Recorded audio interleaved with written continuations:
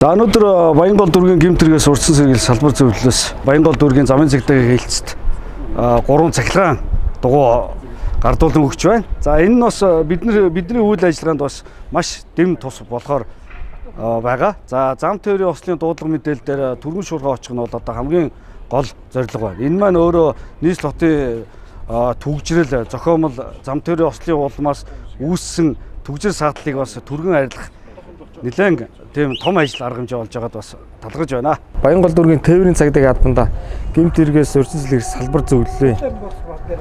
Зүгээс 3 супер 73 цахилгаан дугуйг авч өгч байна. За супер 73 цахилгаан дугуйны техникийн үзүүлэлт нь 1000 ваттын хүчин чадалтай хөдөлгөөртэй.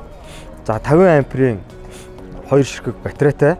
За энэ маань нэг цэнэглэл дээр нэг 160-аас 200 км явах тууш зам дээр ийм хүчин чадалтай байж байгаа. За сурнаас давуу тал нь хол зам тавдаг юм байна нэг батарейгаараа. За хоёр дахь нь бол хот доторх хүчин чадал бол ер нь ижлэхэн. Хурдны талаасаа ч хүчний талаасаа ч гэсэн сураантай бол ижлэхэн. За хөрөнгө оруулалтын хувьд бол нэг сурооны өнөр бид нар 3 цахилгаан дугуй авч одоо тээврийн цагдаагийн хаалганыхаа ажил үргээ гүйцэтгэх, ард иргэдэд үйлчлэх нь боломжийн одоо цар хүрээг нь хэсгэж гэж байгаагаар онцлогтой байна.